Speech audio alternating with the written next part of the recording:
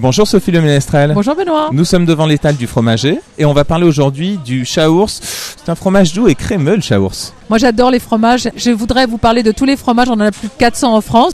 Là on va parler donc de ce fromage qui est fabriqué entre la Champagne et la Bourgogne et qui porte le nom d'un village de cette région de l'Aube. Il faut savoir qu'à l'origine c'était un fromage qui était destiné à une consommation familiale mais que petit à petit il a acquis une notoriété au cours du 19e siècle grâce à des commerçants qu'on appelait les cossonniers qui se sont chargés d'emmener ces fromages dans différents marchés de région et puis après à Paris et à Lyon.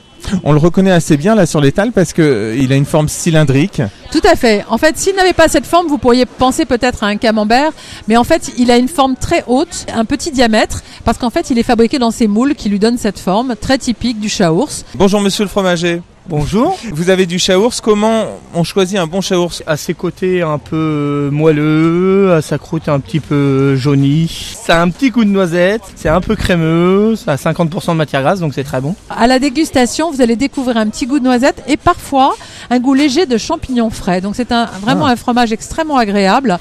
C'est un fromage de vache qui est fabriqué à partir de lait entier dans lequel on va ni retirer ni ajouter de protéines parce qu'il y en a déjà pas mal. Une petite idée de recette avec le Chaours? Ah oui, alors ça c'est une recette traditionnelle pour les soirées d'hiver, c'est le potage parmentier au Chaours. Alors en fait c'est simplement des pommes de terre qui vont être cuites dans l'eau et qu'on va réduire en purée.